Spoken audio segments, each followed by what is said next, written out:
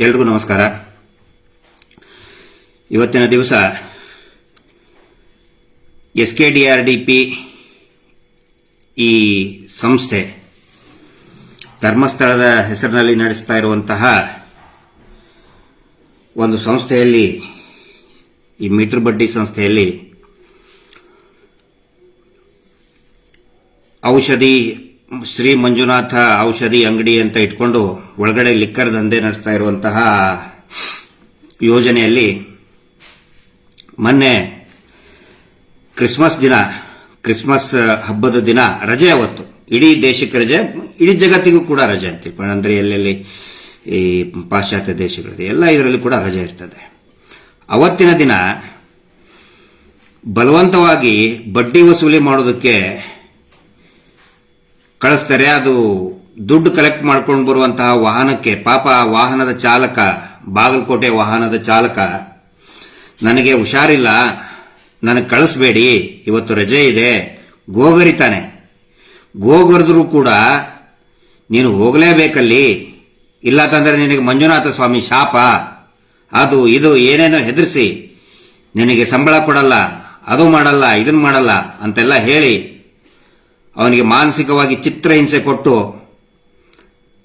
ಕಳಿಸ್ತಾರೆ. ಪಾಪ ಅವನು ಆ ಒಂದು ಒತ್ತಡದಲ್ಲಿ ವಾಹನ ಆಕ್ಸಿಡೆಂಟ್ ಆಗಿ ಅವನು ಸತ್ತೇ ಹೋಗ್ತಾನೆ. ಎಲ್ಲಾದ್ರೂ ಸುದ್ದಿ ಆಗಿದ್ದು ನೋಡಿದ್ರ? ಇದು ದೊಡ್ಡ ದೊಡ್ಡ ಪತ್ರಿಕೆ, ಪೇಪರ್ನಲ್ಲಿ ಸೌಜನ್ಯ ಹೋರಾಟಗಾರರು ಯಾವುದೋ ಒಂದು ಯಾರೋ ಕಳಿಸಿದ ಪೋಸ್ಟ್ ಅನ್ನು ಫಾರ್ವರ್ಡ್ ಮಾಡಿದ್ರೆ FIR ಮಾಡಿ ಅದನ್ನು ಪೇಪರ್ನಲ್ಲಿ ಹಾಕ್ತಾರೆ. ಎಲ್ಲಾದ್ರೂ ಬಂತ ಇದು? ಇವತ್ತು ಸಂತೋಷ್ ರೈ ಅಂತ ಅವರು ಬಿಜಾಪುರದ ಯೋಜನಾ ಪ್ರಮುಖರಾಗಿದ್ದರಂತೆ. ಅಧಿಕಾರಿ ಅಂತ ನಾನು ಹೇಳಲ್ಲ, ಯಾಕಂದ್ರೆ ಅಧಿಕಾರಿ ಅನ್ನೋದೇ ಫೇಕ್. ಅದು ಇವರು ಇಟ್ಟಿದ್ದದು, ಜನರನ್ನ ಹುಚ್ಚರು ಮಾಡಕ್ಕೆ ಇಟ್ಟಿದ್ದದು. ಅಧಿಕಾರಿ, ಆಫೀಸರ್, ಟ್ರಸ್ಟ್ ಒಳಗೆ ಅಧಿಕಾರಿ ಅಂತೆ. ಅವ್ರಿಗೂ ಕೂಡ ಸಿಕ್ಕಾಪಟ್ಟಿ ಮಾನಸಿಕವಾಗಿ ಒತ್ತಡ ಹೇರಿ ವಸೂಲಿ ಮಾಡ್ಕೊಂಡು ಬನ್ರಿ, ನಿಮ್ ಕಂತು ಬಾಕಿ ವಸೂಲಿ ಎಷ್ಟೈತೆ. ವಾರದ ಬಡ್ಡಿ ಅನ್ನೋದೇ ಒಂದು ಅಫೆನ್ಸ್, ಒಂದು ತಪ್ಪು, ಒಂದು ಅಪರಾಧ. ವಾರ ಕಲೆಕ್ಟ್ ಮಾಡೋದೇ ಒಂದು ದೊಡ್ಡ ಅಪರಾಧ. ಅಂಥದ್ರಲ್ಲಿ ಅಭಿವೃದ್ಧಿ ಅಂತ ಹೆಸರು ಹಾಕೊಂಡವರು ವಾರದ ಬಡ್ಡಿ ಯಾರು ಮಾಡ್ತಾರೆ ಅಂದ್ರೆ ಮೀಟರ್ ಬಡ್ಡಿ. ಅಂದ್ರೆ ಇದು ಮೀಟರ್ ಬಡ್ಡಿನೇ. ಔಷಧಿ ಶ್ರೀ ಮಂಜುನಾಥಾಯ ನಮಃ ಔಷಧಿ ಅಂಗಡಿ ಅಭಿವೃದ್ಧಿ ಯೋಜನೆ ಒಳಗಡೆ ಲಿಕ್ಕರ್ ವಾರದ ಬಡ್ಡಿ. ಬರೀ ಲಿಕ್ಕರ್ ಅಂದ್ರೆ ಬಿಡ್ರಿ, ಅದು ಒಳ್ಳೇದದು. ಈ ಇನ್ನೊಂದು ಏನಂತಾರೆ, ಅದು ಕಳ್ಳ ಬಟ್ಟಿ ಸರಾಯಿ ಅದು, ಅದನ್ನ ಮಾಡೋದು. ಇದು ಹೂಚಿ ಲಿಕ್ಕರ್. ಪಾಪ ಅವ್ರಿಗೆ ಒತ್ತಡ ಹೇರಿದ್ದಕ್ಕೆ ಇವತ್ತು ನಿಧನರಾದ್ರು ಅವರು. ಬಹುಶಃ 2 ತಿಂಗಳ ಹಿಂದೆ ಯಾದಗಿರಿಯಲ್ಲಿ ಸಬ್ ಇನ್ಸ್ಪೆಕ್ಟರ್ ಒಬ್ಬರು ಇದೇ ರೀತಿ ಒಂದು ಒತ್ತಡಕ್ಕೆ ಬಲಿಯಾದಾಗ ಅವರು ಕೂಡ ಹೃದಯಾಘಾತ ಆಗಿ ನಿಧನರಾದ್ರು. ಬಹಳ ದೊಡ್ಡ ಮಟ್ಟದ ಸ್ಟ್ರೈಕ್ ಆಯ್ತು ಯಾದಗಿರಿಯಲ್ಲಿ. ಇಡೀ ರಾಜ್ಯಾದ್ಯಂತ ಸುದ್ದಿ ಆಯಿತು, ಟಿವಿನಲ್ಲಿ, ಪೇಪರ್ನಲ್ಲಿ ದೊಡ್ಡ ಮಟ್ಟದ ಸುದ್ದಿ ಆಯಿತು. ನಾವು ಕೂಡ ಆಗ್ರಹ ಮಾಡಿದ್ವಿ, ಕಂಪೆನ್ಸೇಷನ್ ಸಿಗಲಿ ಅಂತ ಹೇಳಿ. ಮಾನ್ಯ ಗೃಹ ಸಚಿವರು ಕೂಡ ಹೋದ್ರು. CBI ತನಿಖೆ ಆಗಲಿ ಎಲ್ಲ ಒತ್ತಡ ಬಂದಾಗ ಮಾನ್ಯ ಗೃಹ ಸಚಿವರು ಕೂಡ ಹೋಗಿ 50 ಲಕ್ಷ ರೂಪಾಯಿ ಕಂಪೆನ್ಸೇಷನ್ ಕೊಟ್ಟರು. ಇಲ್ಲೇನಾಗ್ತೈತೆ? ಸುದ್ದಿ ಆಯ್ತಾ? ಎಲ್ಲಾದ್ರೂ ಯಾರಾದ್ರೂ ಮಾತಾಡ್ತಾ ಇದ್ದಾರಾ? SKDRDP ಯಲ್ಲಿರುವಂತಹ ಸಂಘದಲ್ಲಿರುವಂತಹ ಕಾರ್ಮಿಕರೇ ಮಾತಾಡ್ತಾ ಇದ್ದಾರಾ? ಮಾತಾಡ್ತಾ ಇಲ್ಲ. ಯಾಕಂದ್ರೆ ಅವ್ರಿಗೆ ರೈಟ್ಸ್ ಇಲ್ಲ. ಅಂದ್ರೆ ಆ ಸಂಘದಲ್ಲಿರೋರಿಗೆ ರೈಟ್ಸ್ ಇಲ್ಲ. ಸಂವಿಧಾನಾತ್ಮಕವಾಗಿ ಹಕ್ಕು ಇದೆ, ಕಾನೂನಾತ್ಮಕವಾಗಿ ಹಕ್ಕು ಇದೆ. ಕಾರ್ಮಿಕರು ಸಂಘಟನೆಗಳನ್ನ ಮಾಡಬಹುದು ಅನ್ನೋ ಒಂದು ರೈಟ್ಸ್ ಇದೆ. ಯಾವುದು ಅನ್ವಯ ಆಗುವುದೇನೇ ಇಲ್ಲಲ್ಲ ಅಲ್ಲಿ. ಒಂದು PF ಇಲ್ಲ, ಪ್ರಾವಿಡೆಂಟ್ ಫಂಡ್ ಇಲ್ವೇ ಇಲ್ಲ. 70% ಯಾರಿಗೂ ಕೂಡ PF ಕೊಡುವುದಿಲ್ಲ. ಹಿಂದೆ ದೇವಸ್ಥಾನದಲ್ಲಿ ಕೆಲಸ ಮಾಡೋರಿಗೆ PF ಕೊಡ್ತಾ ಇರಲಿಲ್ಲ. ನಾಗರಿಕ ಸೇವಾ ಟ್ರಸ್ಟ್ ಸೋಮನಾಥ್ ನಾಯಕರು, ರಂಜನ್ ರಾಯರು ಇವರ ಮೇಲೆ ಮೊಕದ್ದಮೆ ದಾಖಲು ಮಾಡಿದಾಗ ಇವರು ಹಾಜರಾಗುವುದೇ ಇಲ್ಲ ಕೋರ್ಟಿಗೆ. ಯಾವಾಗ ಒಂದ್ಸರಿ ಬಂದಾಗ ಸರಿಯಾಗಿ ಉತ್ತರ ಕೊಡ್ಲಿಲ್ಲ ಅಂತ ಹೇಳಿ ಚೀಮಾರಿ ಹಾಕಿದ್ದಾರೆ. ಏನು ಪರಮ ಪೂಜ್ಯರು ಅಂತ ಕರೆಸ್ಕೊಳ್ತಾರಲ್ಲ ಅವರಿಗೆ PF ವಿಚಾರದಲ್ಲಿನೇ ಈ ರಾಜ್ಯದ ಮಾನ್ಯ ನ್ಯಾಯಾಲಯ ನೀವು ಕಾರ್ಮಿಕರಿಗೆ PF ಕೊಡುವುದಿಲ್ಲ. ಆನಂತರ ನೀವು ಧರ್ಮಾಧಿಕಾರಿ ಅಂತ ಹೇಳ್ಕೊಳ್ಳುವಂತವರು ಶುದ್ಧ ಮನಸ್ಸಿನಿಂದ ಬಂದಿಲ್ಲ ಅಂತ ಛೀಮಾರಿ ಹಾಕ್ತಾರೆ.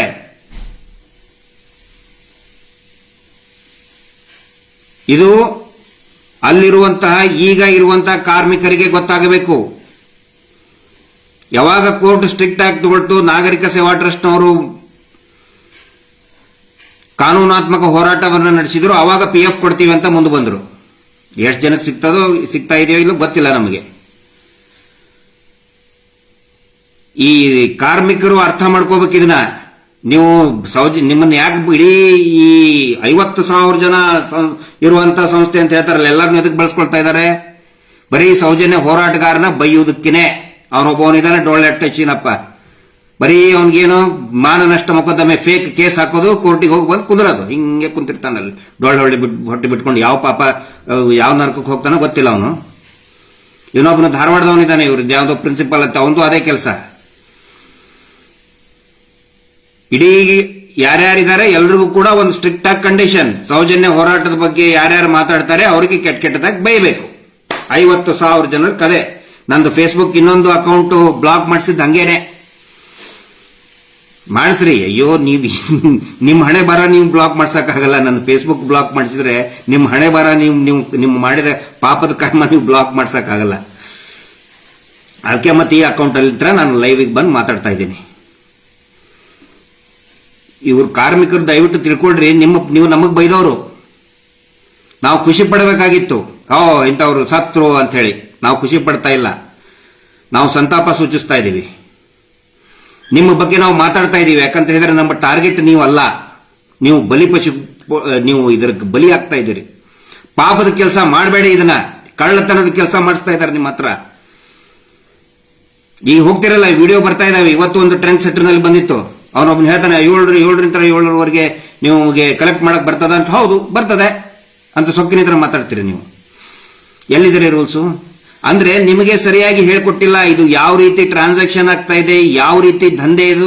SKDRDP ಯೋಜನಾ ಏನೋ ಮುಖಂಡರು ಮುಖ್ಯಸ್ಥರಿದ್ದೀರಿ, ಅವ್ರಿಗೆ ಆಗ್ಲಿ, ಸಿಬ್ಬಂದಿಗಳಿಗಾಗ್ಲಿ, ಕೆಳ ಹಂತದ ಕಾರ್ಮಿಕರಿಗಾಗ್ಲಿ ನಿಮಗೆ ಗೊತ್ತಿಲ್ಲ ಇದು. ಮತ್ತೆ ಹೇಳಕ್ಕೇನು, ಇದು ಪೂಜ್ಯರಿಗೇನು ಅವಶ್ಯಕತೆ ಇಲ್ಲ, ನೀವು ಬೇಕಿದ್ರೆ ನೀವು ಗಟ್ಟಿಯಾಗಿರಿ, ನೀವು ಏನೋ ಸೌಜನ್ಯ ಹೋರಾಟವನ್ನು ನಿಲ್ಲಿಸಬೇಕು, ಬೈಬೇಕು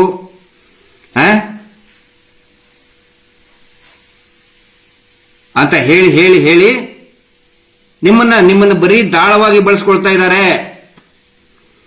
ಎದಕ್ಕೆ? ಮಿನಿಸ್ಟರ್ ಬರ್ತಾರಲ್ಲೇ ವಿಐಪಿಗಳು, ಧರ್ಮಸ್ಥಳಕ್ಕೆ ವಿಐಪಿಗಳು ಬಂದಾಗ ಜನನ್ ತೋರ್ಸಕ್, ನೋಡಿ ಇಷ್ಟು ಜನ ಇದ್ದಾರೆ ನಮ್ಮ ಹತ್ರ, ಅದು ತೋರ್ಸಕ್ಕೆ ನಿಮ್ಮನ್ನ ಬಳಸ್ಕೊಳ್ತಾ ಇದ್ದಾರೆ. ಸಂತೋಷ್ ರಾಯ್ ಅವರು ಸತ್ರು, ಎಷ್ಟು ಕಂಪೆನ್ಸೇಷನ್ ಸಿಕ್ತು? ಏನಾದ್ರೂ ಸಂಘಟನೆ ಅಂತ ನೀವೇನಾದ್ರೂ ಮಾತಾಡಿದಿರಾ? ಆರ್ಗನೈಸ್ ಮಾಡಿದಿರಾ? ಏನೂ ಇಲ್ಲ, ನಿಮಗೆ ಮಾಡಕ್ಕೆ ಬಿಡುವುದಿಲ್ಲ. ಅದಕ್ಕೆ ನಾನು ಕೇಳ್ತಾ ಇದ್ದೇನೆ, ಈ ರಾಜ್ಯದ ಕಾರ್ಮಿಕ ಕಾನೂನು ಎಲ್ಲಿದೆ? ಯಾಕೆ ಲಾಗು ಆಗ್ತಾ ಇಲ್ಲ? ಕಾರ್ಮಿಕ ಮುಖಂಡರು ಎಲ್ಲಿದ್ದಾರೆ? ಯಾಕೆ ಮಾತಾಡ್ತಾ ಇಲ್ಲ? ಮಾತಾಡಬೇಕಾಗತ್ತೆ.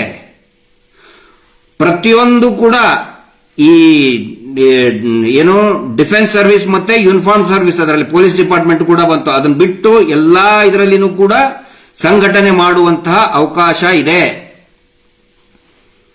ಕಾರ್ಮಿಕರ ಒಕ್ಕೂಟ ಮಾಡೋದಕ್ಕೆ ಅವಕಾಶ ಇದೆ. 50,000 ಜನ ಇರುವಂತ ಸಂಘಟನೆ ಮಾಡೋಕೆ ಅವಕಾಶನೇ ಇಲ್ವಾ? ಮತ್ತೆ ಈ ರೀತಿ ಸತ್ತು ಹೋದ್ರೆ, ಮೊನ್ನೆ ರಜೆ ದಿನದಲ್ಲಿ ಪಾಪ ಅವನು ಅನಾಥವಾಗಿ ಸತ್ತು ಹೋದ, ಅವನು ಎಷ್ಟು ಕಂಪೆನ್ಸೇಷನ್ ಸಿಕ್ತು ಏನು ಅಂತ ಹೇಳಿ ಒಂದು ಕಾರ್ಮಿಕ ಒಂದು ಒಕ್ಕೂಟ ಮಾಡಿ, ಆ ಒಕ್ಕೂಟದ ಮುಖಾಂತರ ಬೇಡಿಕೆಯನ್ನ ಇಡಬೇಕಾಗತ್ತೆ. ಕಾರ್ಮಿಕರಂತ ಹೇಳಿದ್ರೆ ಹುಳಗಳಲ್ಲ, ಇವ್ರು ಹುಳಗಳ ತರ ನೋಡ್ತಾರೆ. ಕಾರ್ಮಿಕರಂದ್ರೆ ಹುಳಗಳನ್ನ, ಹುಳ ಜಿಗಿಣ ಬರ್ತಾವಲ್ಲ ಆ ತರ ನೋಡ್ತಾರೆ, ಹೊರದಾಕ್ತಾರೆ. ಕಾರ್ಮಿಕರಿಗೆ ಬೆಲೆನೇ ಇಲ್ವಾ? ಅದಕ್ಕೆ ನಾನು SKDRDP ಸಂಸ್ಥೆ, ನಿಮ್ಮ ಬಗ್ಗೆ ಸಂಘಟನೆ ನಮ್ಗೆ ಗೌರವ ಇದೆ, ನಿಮ್ಮ ಬಗ್ಗೆ ದ್ವೇಷ ಇಲ್ಲ, ಅರ್ಥ ಮಾಡ್ಕೊಳ್ಳಿ. ಪದೇ ಪದೇ ನಮ್ಮ ಬಗ್ಗೆ ಬೈತಾ ಇರ್ತೀರಿ ನೀವು, ಆದ್ರೂ ಕೂಡ ನಿಮ್ಮ ಬಗ್ಗೆ ಅನುಕಂಪ ಇದೆ ನಮಗೆ. ಯಾಕಂದ್ರೆ ನೀವು ಕೂಡ ಮನುಷ್ಯರು, ನಮ್ಮ ಹಂಗೆ ನೀವು ಕೂಡ ಮನುಷ್ಯರು. ಆದ್ರೆ ನರರಾಕ್ಷಸರ ಕೈಯಲ್ಲಿ ನೀವು ಒದ್ದಾಡ್ತಾ ಇದ್ದೀರಿ. ಅದರಿಂದ ಹೊರಗಡೆ ಬನ್ನಿ. ಪಾಪದ ಕೆಲಸ ಮಾಡಬೇಡಿ. ಕಿಡ್ನಿ ಫೇಲ್ ಆದ್ರೂ ಆಸ್ಪತ್ರೆಯಲ್ಲಿ ಇದ್ರೂ ಕೂಡ ಹೋಗಿ ವಸೂಲಿ ಮಾಡ್ತೀರಾ? ಸತ್ತು ಬಿದ್ರು ಕೂಡ ಹೆಣ ಇರ್ತದೆ, ಮುಂದ್ಗಡೆ ಮನೆ ಮುಂದ್ಗಡೆ ಹೆಣ ಇರ್ತದೆ, ಹೊಗೆ ಹಾಕಿರ್ತಾರೆ. ನೀವು ಹೋಗಿ ನಿಂತ್ಕೊಳ್ತೀರಾ ಅಲ್ಲಿ? ಎಮ್ಮೆ ಮಾರ್ಸಿದ್ದೀರಾ, ಹಾಲು ಕೊಡುವಂತ ಹಸು ಮಾರ್ಸಿದಿರಿ. ಆದ್ರೂ ಕೂಡ ನಿಮ್ ಪೂಜ್ಯರು ಹೇಳ್ಬಿಡ್ತಾರಲ್ಲ, ಏನೋ ಮೋದಿಜಿ ಅವರು ನಾವು ಕ್ಷೀರ ಕ್ರಾಂತಿ ಮಾಡಿಬಿಟ್ಟು ಅಂತೇಳಿ. ಹಾಲು ಕರೆಯುವಂತ ಎಮ್ಮೆ ಹಸುನ ಮಾರಿಸಿ ನಿಮ್ಮ ಬಡ್ಡಿ ವಾರದ ಮೀಟರ್ ಬಡ್ಡಿಗೆ ದುಡ್ಡು ಕಟ್ಟಕ್ ಮಾರಿಸಿ ಕ್ಷೀರ ಕ್ರಾಂತಿ ಮಾಡಕ್ ಹೊಂಟವ್ರು ನೀವು. ಅದು ಕೂಡ ಬಿಟ್ಟಿ ಪ್ರಚಾರ ತಗೊಂಡು ಆಗ್ಬಿಡ್ತು. ಕ್ಷೀರ ಕ್ರಾಂತಿ ಬೀದರ್ನಾಗ ಕ್ಷೀರ ಕ್ರಾಂತಿ ಮಾಡಿಬಿಟ್ರಿ ಅವ್ರು. ಹಾಲು ಹರಿದು ಹೋಗ್ಬಿಡ್ತು, ಹಂಗ ರಸ್ತೆ ತುಂಬಾ ಹಾಲೆ. ಎಲ್ಲ ನೋಡಿದ್ರು ಬೀದರ್ನಾಗ ಹಾಲೆ. ಯಾಕಂದ್ರೆ ಪರಮ ಪೂಜ್ಯರು ಕ್ಷೀರ ಕ್ರಾಂತಿ ಮಾಡಿಬಿಟ್ರಲ್ಲಿ. ಮೊನ್ನೆ ನಮ್ಮ ಟೀಮ್ ಹೋದಾಗ ಜಯಂತ್ರು, ಆನಂತರ ರಾಮಕೃಷ್ಣ ಅವರು, ಸುರೇಶ್ ಅವರು ಎಲ್ಲರೂ ಹೋದಾಗ ಬೀದರ್ನವರು ಬಂದಿದ್ರು, ಹೇಳಿದ್ರಲ್ಲಿದ್ದು. ಅಲ್ಲಿ ಕೂಡ ಎತ್ತು ಹಸು ಎಮ್ಮೆ ಮಾರಿ ಕಟ್ತಾ ಇದ್ದಾರೆ. ಅಲ್ಲಿ ಕ್ಷೀರ ಕ್ರಾಂತಿ ಮಾಡಿಬಿಟ್ರು. ಮೋದಿಜಿ ಜೊತೆಗಿದ್ದದ್ದು ಫೋಟೋ ಹಾಕೋದು, ಪೇಪರ್ನಾಗ ಕೊಡೋದು, ಕ್ಷೀರ ಕ್ರಾಂತಿ ಮಾಡಿಬಿಟ್ವಿ. ಹಾಲು ಎಷ್ಟು ಚಂಬು ಎಷ್ಟು ಚರಿಗೆ ಹಾಲು ಕರೆದ್ರೆ ಯಾರಿಗ ಗೊತ್ತು? ಬಿಟ್ಟಿ ಪ್ರಚಾರ. ಅದಕ್ಕೆ ನಾವು ಧ್ವನಿ ಎತ್ತುತ್ತಾ ಇದ್ದೀವಿ. ಈ ಸುಮಾರು ಜನ ಕೇಳ್ತಾರೆ, ಬಡ್ಡಿ ಇದಕ್ಕೆ ನೀವು ಯಾಕೆ ಮೇನು ಈ ಫೈನಾನ್ಸ್ ಇದಕ್ಕೆ ನೀವು ಯಾಕೆ ಮಾತಾಡ್ತೀರಿ? ಸೌಜನ್ಯ ಬಗ್ಗೆ ಇಷ್ಟೇ ಮಾತಾಡಬೇಕು. ಇವತ್ತು ಉತ್ತರ ಕೊಡ್ತಾ ಇದ್ದೀನಿ ಕೇಳಿ. ಕಾರ್ಮಿಕರೇ, SKDRDP ಕಾರ್ಮಿಕರೇ, ನಿಮ್ಮನ್ನ ಬಳಸ್ಕೊಂಡು ನಮ್ಮನ್ನ ಹತ್ತಿಕ್ಕೋಕೆ, ಸೌಜನ್ಯ ಹೋರಾಟವನ್ನ ಹತ್ತಿಕ್ಕೋಕೆ ಪ್ರಯತ್ನ ಪಡ್ತಾ ಇದ್ದಾರೆ. ಅದ್ರ ಸಲುವಾಗಿ ನಾವು ಮಾತಾಡ್ತಾ ಇದ್ದೀವಿ. ನಿಮ್ಮಿಂದ ಏನು ಸಾವಿರಾರು ಕೋಟಿ, 1,000 ಕೋಟಿ ರೂಪಾಯಿ ವಾರಕ್ಕೆ ನೀವು ಕಲೆಕ್ಟ್ ಮಾಡಿಕೊಡ್ತೀರಲ್ಲ ಪರಮ ಪೂಜ್ಯರ ಇದಕ್ಕೆ, ಆ ದುಡ್ಡಿನಿಂದ ದೊಡ್ಡ ದೊಡ್ಡ ವಕೀಲರು ನೀಡ್ತಾರೆ ಇವರು. ನಮ್ಮ ವಿರುದ್ಧ ಮಾನ ನಷ್ಟ ಮೊಕದ್ದಮೆ ಫೇಕ್, ಮಹೇಶ್ ಶೆಟ್ಟಿ ತಿಮ್ರೋಡಿ ಅವರ ವಿರುದ್ಧ ಫೇಕ್ ಕೇಸ್ ಹಾಕಿ ಧಾರವಾಡ, ಬೆಳಗಾವ, ಸವದತ್ತಿ, ಸಕಲೇಶ್ಪುರ, ಹಾಸನ, ಬೆಂಗಳೂರು ಮತ್ತೆ ಎಲ್ಲಾ ಹೋರಾಟಗಾರ ಮೇಲೆ ಮಾನ ನಷ್ಟ ಮೊಕದ್ದಮೆ 5 ಕೋಟಿ 10 ಕೋಟಿ ಕಂಟೆಂಪ್ಟ್ ಕೋರ್ಟ್. ಅವನು ಡೊಳ್ಳು ಹೊಟ್ಟಿ ಬಿಟ್ಕೊಂಡು ಬರ್ತಾನ ಒಬ್ಬ ಶೀನಪ್ಪಣ್ಣ ಅಂತ ಹೇಳಿ. ಇವರು ಅಡ್ವೊಕೇಟ್ಗೆ ಒಂದು ಸರಿ ಹೆಜ್ಜೆ ಇಟ್ಟರೆ 10 ಲಕ್ಷ ರೂಪಾಯಿ ಫೀಸ್. ಅವ್ರಿಗೆ ಕೋರ್ಟ್ ಒಳಗೆ ಹೆಜ್ಜೆ ಇಟ್ಟರೆ 10 ಲಕ್ಷ ರೂಪಾಯಿ ಫೀಸು. ನಮ್ಮ ಹತ್ರ ಏನೈತೆ? ನೀವು ಕಲೆಕ್ಟ್ ಮಾಡಿ ಕೊಡ್ತಿರಲ್ಲ ಕಾರ್ಮಿಕರೇ, ಬಾಗಿಲಕ್ಕೆ ಮುಂದೆ ನಿಂತುಕೊಂಡು, ಮನೆ ಒಳಗೆ ನಿಂತ್ಕೊಂಡು ಬಯಸ್ಕೊಂಡು, ಚೀತು ಅಂತ ಚಾಪ ಹಾಕಿಸ್ಕೊಂಡು ವಾರಕ್ಕೆ 1,000 ಕೋಟಿ ರೂಪಾಯಿ ಬ್ಲ್ಯಾಕ್ ಮನಿ ತಂದು ಕೊಡ್ತಿರಲ್ಲ ನೀವು. ಆ ದುಡ್ಡಿಂದ ಮಾಧ್ಯಮಗಳನ್ನ ಇವತ್ತು ಬಂದ್ ಮಾಡಿಬಿಟ್ಟಿದ್ದಾರೆ. ಅದರದ್ದು ಫಲ ನೀವು ಉಂಟಾ ಇದ್ದೀರಿ. ಮನೆ ಸತ್ತು ಹೋದ್ನಿಲ್ರಿ ಅವ್ನು, ನಿಮ್ಮದೇ ಸಹೋದ್ಯೋಗಿ. ಕಾರ್ಮಿಕರಿಗೆ ಹೇಳ್ತಾ ಇದ್ದೀನಿ ನಾನು, ನಿಮ್ಮದೇ ಸಹೋದ್ಯೋಗಿ. ಎಲ್ಲರೂ ಬಂತ ಇಷ್ಟು ಕಂಪೆನ್ಸೇಷನ್ ಬೇಕು, ಕಡಿಮೆ ಅಂದ್ರೂ ಒಂದು 50 ಲಕ್ಷ ರೂಪಾಯಿ ಕಂಪೆನ್ಸೇಷನ್ ಕೊಡ್ಬೇಕು ಅವ್ರಿಗೆ. ಬೇರೆ ಸಂಘಟನೆ ಆಗಿದ್ರೆ ಬೆಳಿಗ್ಗೆ ಎದ್ದು ಕಸ ಹೊಡೆಯವರು, ಅವ್ರದ್ದು ಒಂದು ಸಂಘಟನೆ ಇದೆ. ಅದು ಕೀಳ ಅಂತ ನಾನು ಹೇಳ್ತಾ ಇಲ್ಲ. ಅದು ಕೂಡ ಕಸ ಹೊಡೆಯೋದು, ಬೂಟ್ ಪಾಲಿಶ್ ಮಾಡೋದು ಕೂಡ ಶ್ರೇಷ್ಠ ಕೆಲಸನೇ. ಅವ್ರಿಲ್ಲಂದ್ರೆ ನಮ್ ಜೀವನ ನಡೆಯಲ್ಲ. ಅವ್ರಿಗೆ ಏನಾದ್ರೂ ತೊಂದರೆ ಆದ್ರೆ ಸಂಘಟನೆ ಮಾಡ್ತಾರೆ, ಸ್ಟ್ರೈಕ್ ಮಾಡ್ತಾರೆ. ನಿಮ್ಮ ಪರವಾಗಿ ಯಾರಿದ್ದಾರೆ? ನಿಮ್ ಮಾಡಕ್ ಅಧಿಕಾರ ಇದೆಯಾ? ನೀವು ಏನು ದುಡ್ಡು ಕಲೆಕ್ಟ್ ಮಾಡಿ ಮಾಡಿ ಮಾಡಿ ಮಾಡಿ ಇವ್ರನ್ನ ದೊಡ್ಡದಾಗಿ ಬೆಳೆಸಿದಿರಲ್ಲ, ಅದೇ ದುಡ್ಡಿನಿಂದ ಇಲೆಕ್ಷನ್ ಫಂಡ್ ಕೊಡ್ತಾರೆ. ಅದೇ ದುಡ್ಡಿನಿಂದ ಮಾಧ್ಯಮದ ಬಾಯಿ, ದೊಡ್ಡ ದೊಡ್ಡ ಟಿವಿ ಚಾನಲ್, ಸ್ಯಾಟಲೈಟ್ ಚಾನಲ್, ಪತ್ರಿಕೆಯ ಬಾಯಿಯನ್ನ ಮುಚ್ಚಿಸಿಟ್ಟಿದ್ದಾರೆ. ಅದೇ ದುಡ್ಡಿನಿಂದ ದೊಡ್ಡ ದೊಡ್ಡ ರಾಜಕಾರಣಿಗಳನ್ನ ಖರೀದಿ ಮಾಡಿದ್ದಾರೆ. ದೊಡ್ಡ ದೊಡ್ಡ ಅಡ್ವೊಕೇಟ್ಗಳನ್ನ ಇಟ್ಟಿದ್ದಾರೆ ಸೌಜನ್ಯ ಪ್ರಕರಣವನ್ನ ಹಾಳು ಮಾಡೋದಕ್ಕೆ. ಅದರ ಸಲುವಾಗಿ ಮೀಟರ್ ಬಡ್ಡಿ ದಂಧೆ ವಿರುದ್ಧ ನಾವು ಮಾತಾಡ್ತೀವಿ. ಇದು ಅರ್ಥ ಆಗಬೇಕು. ಇನ್ನೊಬ್ನು ಭರತ್ ಜೈನ್ ಅಂತ ಹೇಳಿ ಮೊನ್ನೆ ನಾರಾವಿ ಸೌಜನ್ಯ ಹೋರಾಟಗಾರ್ತಿಯ ಮೇಲೆ ಭಯಂಕರ ಕೇಸ್ ಹಾಕಿದ್ರು ಜೈನ್ ಸಂಘದವರು. ನಿನ್ನೆ ರೋಹಿತ್ ಅಂತ ಒಬ್ಬ ದಲಿತರ ಮೇಲೆ ಹಲ್ಲೆ ಮಾಡಿ ಸಿಕ್ಕಾಪಟ್ಟೆ ಹೊಡೆದಿದ್ದಾರೆ. ಅವರಿಗೆ ಡೊಣ್ಣೆ ತಗೊಂಡು ಸಿಕ್ಕಾಪಟ್ಟೆ ಹೊಡೆದಿದ್ದಾರೆ. ಹೊಡೆದು ಮತ್ತೆ ಅವ್ರ ಮೇಲೆ ಕೌಂಟರ್ ಕೇಸ್ ಹಾಕಿದ್ದಾರೆ. ಹೊಡೆದವ್ರು ಇವರೇ, ಮತ್ತ ಆ ಪಾಪ ದಲಿತರ ಮೇಲೆ ಕೌಂಟರ್ ಕೇಸ್ ಹಾಕಿದ್ದಾರೆ. ಇದು ಮೊದಲನೇ ಸಾರಿ ಅಲ್ಲ ಆ ಭರತ್ ಜೈನ್ ಮಾಡ್ತಾ ಇರೋದು. YM ಅಡ್ಮಿನ್, ಅನಂತರ ಇನ್ನೊಂದೆಷ್ಟು 4-5 ಫೇಕ್ ಅಕೌಂಟ್ ಇದೆ. ಲೋಬೋ, ಇಷ್ಟು ಫೇಕ್ ಅಕೌಂಟ್ ಇದಾವೆ. ಇವ್ರದೇ ಸಿಂಡಿಕೇಟ್. ಹೆಸರಿಡೋದೇನು? ಗೌಡ. ಲೋಬೋ ಅಂತಂದ್ರೆ ಕ್ರಿಶ್ಚಿಯನ್. ನಾವು ಕ್ರಿಶ್ಚಿಯನ್ ಹೊಡೆದಾಡ್ಬೇಕಲ್ಲ. ಗೌಡ ಅಂತ ಇಟ್ಕೊಂಡು ಮಹೇಶ್ ಶೆಟ್ಟರ್ ಮೇಲೆ ಬೈದ್ರೆ ಈಗ ಬಂಟ್ರು ಗೌಡ್ರು ಹೊಡೆದಾಡ್ಬೇಕು. ಮಾಡಿದವ್ರು ಯಾರು? ಇದೇ ಭರತ್ ಜೈನ್, ಆ ಜೈನ್, ಈ ಜೈನ್. ಜೈನ್ ಅಂತಂದ್ರೆ ಅವ್ರ ಹೆಸರು, ಧರ್ಮಜ್ಞಾನ ಅಂತ ಇಲ್ಲ. ಮತ್ತೆ ನೀವು ಕೇಸ್ ಹಾಕಬಹುದು, ನೀವು ಅದೇ ಮಾಡ್ತೀರಿ ನೀವು. ನಾವು ಯಾಕಂದ್ರೆ ನೋಡಿ, ನಾವು ಹಿಂದೂಗಳು. ನನ್ನ ಹೆಸರು ಮುಂದೆ ಹಿಂದೂ ಅಂತಿಲ್ಲ, ಗಿರೀಶ್ ಹಿಂದೂ ಅಂತಿಲ್ಲ, ಮಹೇಶ್ ಹಿಂದೂ ಅಂತಿಲ್ಲ. ಮಹೇಶ್ ತಿಮ್ರೋಡಿನೋ ಇನ್ನ ಏನೋ ಇರ್ತದೆ, ಗಿರೀಶ್ ಮಟ್ಟಣ್ಣ ಅವ್ರ ಮುಂದೆ ಏನ್ ಗಿರೀಶ್ ಪಾಟೀಲೋ ಏನಾದ್ರು ಇರ್ತದೆ, ಹಿಂದೂ ಅಂತಿರಲ್ಲ. ಕ್ರಿಶ್ಚಿಯನ್ರ ಮುಂದೆ ಡೇವಿಡ್ ಕ್ರಿಶ್ಚಿಯನ್ ಅಂತ ಇರುವುದಿಲ್ಲ, ಅವ್ರ ಸರ್ನೇಮ್ ಇರ್ತದೆ. ಆದ್ರೆ ನಿಮ್ಮ ಇದ್ರ ಮುಂದೆ ಅದು ನಿಮ್ಮ ಪದ್ಧತಿ. ಅದರ ಅರ್ಥ ನಾವು ಧರ್ಮಕ್ಕೆ ಬೈತಾ ಇಲ್ಲ. ಇಲ್ಲಂತಂದ್ರೆ ನೀವು ಯಾರು ಇನ್ನೊಬ್ಬನು ಮಹಾವೀರ್ ಜೈನ್ ಹಿಂಗ ನಾಲ್ಗೆ ಹಿಡಿದ್ನಲ್ಲ, ಸೌಜನ್ಯ ಪಾಪ ತಾಯಿ ಮೇಲೆ, ತಮ್ಮನ ಮೇಲೆ, ತಂಗಿ ಮೇಲೆ ಹಿಂಗ ಹಿಡಿದ ಹಿರಿ ಅಂತ ಹೇಳ್ರಿ ಅವನಿಗೆ. ಅವನ ಹೆಸರು ಮಹಾವೀರ್ ಜೈನ್. ಮತ್ತಿನ್ನೇನ್ ಅನ್ಬೇಕು ನಾವು? ಈ ಭರತ್ ಜೈನ್ಗೆ ನೀವು, ನಾನು ಸಂಘದವ್ರಿಗೆ ಹೇಳ್ತಾ ಇದ್ದೀನಿ, ನೀವು ಜೈನ್ ಸಂಘದವ್ರಿಗೆ ನಿಮಗೆ ನಾನು ರಿಕ್ವೆಸ್ಟ್ ಮಾಡ್ಕೋತಾ ಇದ್ದೀನಿ, ನೀವು ಏನಾದ್ರೂ ಒಂದು ಹೆಸರು ನಮ್ಗೆ ಕೊಟ್ಬಿಡಿ, ಇಂಥ ಹೆಸರು ಯೂಸ್ ಮಾಡ್ಬಿಡಿ. ಅತ್ಯಾಚಾರ ಮಾಡದಂತವ್ರಿಗೆ ಈ ಹೆಸರಿಂದ ಕಳೀರಿ. ಅವನು ಸೈಕೋ ಇದಾನಲ್ಲ, ಯಾರು ಸೈಕೋ, ಹರ್ಷೇಂದ್ರ ಜೈನ್ಗೆ ಈ ಹೆಸರು ಸೈಕೋ ಕಿಲ್ಲರ್, ಸೈಕೋ ರೇಪಿಸ್ಟ್, ಅವನಿಗೆ ಈ ಹೆಸರಿಂತ್ರ ಹರ್ಷೇಂದ್ರ $3XX ಮಹಾವೀರ XX ಇಂಥವೇನಾದ್ರು ಒಂದು ಕೋಡ್ ನಂಬರ್ ಕೊಡ್ರಿ ನಮಗೆ.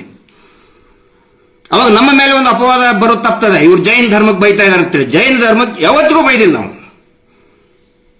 ಇವನ್ ಹೆಸರು ಭರತ್ ಜೈನ್ ಅಂತಿದೆ, ಜೈನ್ ಅಂತ ಇಲ್ಲ ಅಂತಂದ್ರೆ ನೀವು ಒಂದು ನಂಬರ್ ಕೊಟ್ಬಿಟ್ರಿ ನಮಗೆ, XX, XXX ಕೊಟ್ಬಿಡ್ರಿ, ಹಂಗೆ ಬೈತೀವಿ ನಾವು, ಹಂಗೆ ಕೇಳ್ತೀವಿ ನಾವು. ಯಾಕಂದ್ರೆ ನಮಗೂ ಸ್ವಾಭಿಮಾನ ಇದೆಯಲ್ಲ. ಹಿಂದೂ ಹೆಣ್ಮಕ್ಳು ಸತ್ತು ಬಿದ್ರೆ ಮಾತಾಡಲೇಬಾರದು, ಮಾತಾಡಿದ್ರೆ ದೇವಸ್ಥಾನಕ್ಕೆ ಕಳಂಕ ತರ್ತಾ ಇದ್ರಿ. ದಲಿತರ ಮೇಲೆ ಹಲ್ಲೆ ಆದ್ರೆ ಮಾತಾಡಲೇಬಾರದು ನಾವು.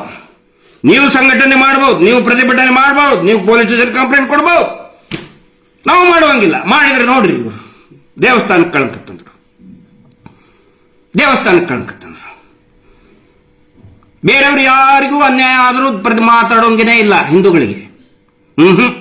ತುಟಿ ಪಿಟಿಕ್ ಅಂದ್ರೆ ಸುಮ್ಮನೆ ಕುಂದು ಬಿಡಕ್ ಮಾತಾಡಿಬಿಟ್ರೆ ದೇವಸ್ಥಾನಕ್ಕೆ ಕಳಂಕ ತಂದ್ರು. ಇವರು ಜೈನ್ ಧರ್ಮದ ವಿರುದ್ಧ ಮಾತಾಡಿದ್ರು. ಯಾರೇ ಮಾತಾಡ್ತಾ ಇದ್ದಾರೆ ಧರ್ಮದ ವಿರುದ್ಧ? ಈಗ ಅವನು ದಿನೇಶ್ ಯಾರೋ ಭರತ್ ಜೈನ್ ತಪ್ಪಲ್ವಾ ಮಾಡಿದ್ದು? ಮತ್ ನೀವು ಹೇಳ್ತಿರಲ್ಲ, ಕರೆದು ಹೇಳಿ ಅವನಿಗೆ, ಇರುವೆಯನ್ನು ನಾವು ಕೊಲ್ಲುವುದಿಲ್ಲ ಅಂತ ಹೇಳ್ತಿರಲ್ಲ. ಈ ಹುಡುಗರ ಮೇಲೆ, ದುಡಿಯುವಂತ ಹುಡುಗರ ಮೇಲೆ ಹೋಗಿ ದೊಣ್ಣೆ ತಗೊಂಡು ಬಂದು ರಕ್ತ ಬರೋ ಹಂಗೆ ಹೊಡಿಬಹುದಾ? ಇರುವೆಯನ್ನು ಕೊಲ್ಲದವರು ಯಾಕೆ? ನಮಗ್ ಧರ್ಮ ಇಲ್ವಾ? ಜಾತಿ ಇಲ್ವಾ ನಮಗೆ? ವಾಯಂ ಅಡ್ಮಿನ್ ಕೆಟ್ಟದಾಗಿ ಬೈತಾ ಇರ್ತಾರೆ. ಒಂದು 3-4 ಜನ ಸಿಂಡಿಕೇಟ್ ಇದೆ, ಕೆಟ್ಟದಾಗಿ ಸೌಜನ್ಯ ಕುಟುಂಬಕ್ಕಂತರೂ ತುಂಬಾ ಕೆಟ್ಟದಾಗಿ ಬೈತಾರೆ. ವರ್ಮಾ ಕಮಿಟಿ ಇದೆ, ಅತ್ಯಾಚಾರ ಆದಂತಹ, ಅದಕ್ಕೆ ಶೋಷಣೆಗೆ ಒಳಗಾಗದಂತ ಆ ಕುಟುಂಬಕ್ಕೆ ಟಾರ್ಗೆಟ್ ಮಾಡಬಾರದು ಅಂತೇಳಿ ಸುಪ್ರೀಂ ಕೋರ್ಟ್ ಇಂದ ವರ್ಮಾ ಕಮಿಟಿ ರಿಪೋರ್ಟ್ ಇದೆ. ಆದ್ರೂ ಫೇಕ್ ಅಕೌಂಟ್ ಹಾಕೋದು, ಬೈಯೋದು, ಫೇಕ್ ಅಕೌಂಟ್ ಅಲ್ಲಿ ಕೆಟ್ಟದಾಗಿ ಬೈತಾ ಕೂತ್ಕೊಳ್ಳೋದು. ಮತ್ತೆ ಇವರು ಪರಮ ಪೂಜ್ಯರು ಹೇಳ್ತಾರಂತ ಕರೆಸ್ಕೊಳ್ಳೋರು ಹೇಳ್ತಾರೆ, ನಾವು ನ್ಯಾಯ ಕೊಡಿಸ್ತೀವಿ, ನಮ್ಮ ಮನೆ ಮಗಳು. ಅದಕ್ಕೆ ನಮಗೆ ಸಿಟ್ಟು ಬರ್ತದೆ. ಈಗ ಮತ್ತೆ ಹೊಸದಾಗಿ ಏನೇನಾದ್ರೂ ಒಂದು ತಂಬಂದಿಟ್ಟು ಬಿಡೋದು. ನಾನು ಧನ್ಯವಾದ ಹೇಳಬೇಕು ಬೆಳ್ತಂಗಡಿ ತಾಲೂಕಿನ ಬಜರಂಗ ದಳದವರಿಗೆ, ವಿಶ್ವ ಹಿಂದೂ ಪರಿಷತ್ನವರಿಗೆ. ನೇತ್ರಾವತಿ ನದಿಗೆ ಬಹಳ ವರ್ಷಗಳಿಂದ ತ್ಯಾಜ್ಯವನ್ನ, ದನದ ಮಾಂಸವನ್ನು ಹಾಕ್ತಾರಲ್ಲಿ. ಮಾತಾಡಿದ್ರೆ ಇವರು ಯಾವತ್ತಿಗಾದ್ರು? ನೇತ್ರಾವತಿ ತೀರದ ಧರ್ಮೋದ್ಯಮಿಗಳು ಹೋಮ್ ಮಿನಿಸ್ಟರ್ ಬಂದು ನಿಮ್ಮ ಆಶೀರ್ವಾದ ತಗೊಂಡು ಹೋಗ್ತಾರಲ್ರಿ, ಮುಖ್ಯಮಂತ್ರಿಗಳು ಬಂದು ನಿಮ್ಮ ಇದಕ್ಕೆ ಬಂದು ಆಶೀರ್ವಾದ ತಗೊಂಡು ಹೋಗ್ತಾರೆ. ಒಂದು ಮಾತು ಹೇಳಕ್ಕಾಗಲ್ವಾ? ಒಂದು ಪಿಟಿಷನ್ ಕೊಡಕ್ಕಾಗಲ್ವಾ? ಒಂದು ಲೆಟರ್ ಹೆಡ್ ನಲ್ಲಿ ಸೈನ್ ಮಾಡಕ್ಕಾಗಲ್ವಾ ನಿಮಗೆ? ಧರ್ಮೋದ್ಯಮಿಗಳೇ, ದನದ ಮಾಂಸ ನೇತ್ರಾವತಿ ನದಿಯನ್ನ ಕಲುಷಿತ ಮಾಡ್ತಾ ಇದೆ, ಅಪವಿತ್ರ ಮಾಡ್ತಾ ಇದೆ. ಹಿಂದೆ ಮಹೇಶ್ ಶೆಟ್ಟಿ ತಿಮರೋಡಿ ಅವರು ಕೂಡ ಅನೇಕ ಬಾರಿ ಹೋರಾಟ ಮಾಡಿದ್ದಾರೆ. ಅನೇಕ ಹಿಂದೂ ಸಂಘಟನೆಗಳು ಹೇಳಿದೆ ಅದನ್ನ ನಿಲ್ಲಿಸಿ ಅಂತ ಹೇಳಿ. ದೇವಸ್ಥಾನದ ಆಡಳಿತ ಚುಕ್ಕಾಣಿ ಹಿಡಿದವ್ರು ಯಾಕಪ್ಪ ಸುಮ್ಮನಿದ್ರಿ? ಯಾಕೆ? ಹಿಂದೂ ಮುಸ್ಲಿಂ ಗಲಾಟೆ ಆಗಬೇಕೇನೋ ಮತ್ತೆ? ಆ ಉದ್ದೇಶ ಇದೆ ತಾನೇ ನಿಮಗೆ? ಹೋಮ್ ಮಿನಿಸ್ಟರ್ ಬಂದಾಗ ಒಂದು ಮಾತು ಹೇಳಕ್ಕಾಗಲ್ವಾ? ದೊಡ್ಡದಾಗಿ ಸುವಿಚಾರ ಹೇಳ್ತೀರಿ ಪ್ರತಿ ಸೋಮವಾರ. 150 ಇವತ್ತು ಜಡ್ಜ್ ಇದ್ದಾರೆ, ನಮ್ದೊಂದು ದೊಡ್ಡ ದೊಡ್ಡ ಸಮಾರಂಭ ಮಾಡ್ತೀರಿ, ಒಬ್ಬರು ಜಡ್ಜಿಗೆ ಹೇಳಿ ಅದನ್ನ ಒಂದು ಪೆಟಿಷನ್ ಕೊಟ್ಟು ಒಂದು PIL ತಗೊಂಡು ಸ್ವಯಂ ಪ್ರೇರಿತವಾಗಿ ಅದನ್ನು ಸ್ಟಾಪ್ ಮಾಡ್ಸಕ್ಕಾಗಲ್ಲ. ಅದನ್ನ ಹೇಳಕ್ ಹಿಂದೂ ಸಂಘಟನೆಗಳಿಗೆ ಮತ್ತೆ ಸ್ಟ್ರೈಕ್ ಮಾಡ್ಬೇಕಾ? ಎಷ್ಟು ಸಾರಿ ಹೇಳಿದ್ದಾರೆ, ನಾವು ಕೂಡ ಗಮನಿಸಿದ್ದೀವಿ. ಅದನ್ನು ಸ್ಟಾಪ್ ಮಾಡಿ ಅಂತಲ್ಲಿ ದನದ ಮಾಂಸ ಹಾಕಿದ್ರೆ ಯಾವ ಹಿಂದೂಗಳು ಸಹಿಸ್ಕೋತಾರೆ? ನೀವ್ ಯಾಕಪ್ಪ ಸುಮ್ಮನೆ ಕೂತ್ಕೊಂಡಿದ್ದೀರಿ? ಯಾಕೆ UT ಖಾದರ್ ಬೇಜಾರಾಗ್ಬಿಡ್ತದ? ನಿಮ್ UT ಖಾದರ್ ಅವ್ರಿಗೆ? ಯಾಕಂದ್ರೆ ಫಸ್ಟ್ ಚೇರ್ ಅಲ್ಲಿ ಬಂದು ಅವರೇ ಕುಂದಿರ್ತಾರೆ. ಸನ್ಮಾನ ಸಮಾರಂಭ ಇದ್ರೆ ಫಸ್ಟ್ ಕೂತ್ಕೊಳ್ಳೋದೇ ಅವರು. ಬೇಜಾರಾಗುತ್ತೇನ್ರಿ ಅವ್ರಿಗೆ? ನಿಮಗೆ ಅವ್ರಿಗೆ ಹೇಳಿದ್ರೆ ಅವ್ರಿಗೆ ಮನ್ಸಿಗೆ ಬೇಜಾರಾಗುತ್ತೆ ಅಂತ ಹೇಳ್ಕೊಂಡು ಸುಮ್ಮನಿದ್ದೀರಾ ನೀವು? ಯಾಕೆ ದನದ ಮಾಂಸ ಹಾಕ್ತಾ ಇದ್ದೀರ ಅಲ್ಲಿ? ನಾಚಿಕೆ ಆಗಲ್ಲ ನಿಮಗೆ? ದೊಡ್ಡ ದೊಡ್ಡದಾಗಿ ಮಾತಾಡ್ತೀರಾ. ಹಿಂದೂಗಳ ಪವಿತ್ರ ದೇವಸ್ಥಾನವನ್ನ ನೇತ್ರಾವತಿ ನೀರು ಅಲ್ಲಿಂದಾನೆ ಅಭಿಷೇಕಕ್ಕೆ ಎಲ್ಲ ಅಲ್ಲಿ ಪವಿತ್ರ ಸ್ನಾನ ಮಾಡ್ತಾರಲ್ಲಿ. ಆದ್ರೂ ಕೂಡ ಇಷ್ಟು ಇದು ಈಗಿನ ನಡೀತಾ ಇರೋದಲ್ಲ, ಅನೇಕ ವರ್ಷಗಳಿಂದ ನಡೀತಾ ಇದೆ. ಅನೇಕ ಸಂಘಟನೆಗಳು ಒತ್ತಾಯ ಮಾಡಿದೆ, ಹಿಂದೂ ಸಂಘಟನೆಗಳು ಒತ್ತಾಯ ಮಾಡಿದೆ, ಅನೇಕ ಹಿಂದೂ ನಾಯಕರುಗಳು ಒತ್ತಾಯ ಮಾಡಿದ್ದಾರೆ. ಆದ್ರೆ ಇವತ್ತು ನೀವೇನ್ ಮಾಡ್ತಾ ಇದ್ದೀರಿ? ಅದನ್ನ ಹಿಂಗೇ ಬಿಡ್ತಾ ಇದ್ದೀರಿ. ಬೇಕು ಅಂತಲೇ ಗಲಾಟೆ ಆಗ್ಬೇಕಲ್ಲ. ಹಿಂದೂ ಮುಸ್ಲಿಂ ಹೊಡೆದಾಡ್ಕೋಬೇಕು, ನಿಮ್ಮ ಅವ್ರದ್ದು ಹಿಂದೂಗಳ ಅಂಗಡಿನೂ ಬಂದಾಗಬೇಕು, ಮುಸಲ್ಮಾನರ ಅಂಗಡಿನೂ ಬಂದಾಗಬೇಕು, ನಿಮ್ದು ಅಂಗಡಿ ಮಾತ್ರ ಓಪನ್ ಇರಬೇಕು. ನಿಮ್ದು ಅಂಗಡಿ ಅಂದ್ರೆ ನಿಮ್ಮ ದೃಷ್ಟಿಯಲ್ಲಿ ಏನೋ, ನಮ್ಮ ದೃಷ್ಟಿಯಲ್ಲಿ ದೇವಸ್ಥಾನ, ನಿಮ್ಮ ದೃಷ್ಟಿಯಲ್ಲಿ ಅದೊಂದು ಅಂಗಡಿ, ಮಾಲ್ ಕಾಂಪ್ಲೆಕ್ಸ್, ಅದು ಇಷ್ಟೇ ಓಪನ್ ಇರಬೇಕು.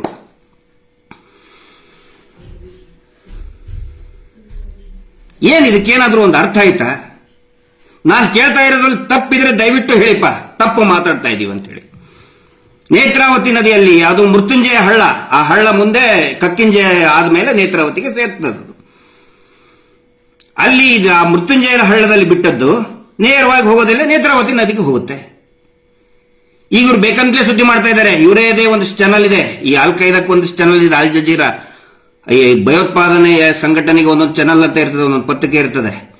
ಹಂಗೆ ಇವರು ಒಂದಿಷ್ಟು ಚಾನಲ್ ಇಟ್ಕೊಂಡು ಒಂದು ಚಾನಲ್ ಐತೆ. ಆ ಚಾನಲ್ನವ್ರು ಭಾರಿ ಸಂತೋಷ್ ರಾವ್ ಬಗ್ಗೆ ಭಾರಿ PhD ಮಾಡಿ ಡಾಕ್ಟರೇಟ್ ತಗೊಂಡು ಥ್ರೆಡ್ವೇರ್ ಇನ್ವೆಸ್ಟಿಗೇಷನ್ ಮಾಡಿದವರು.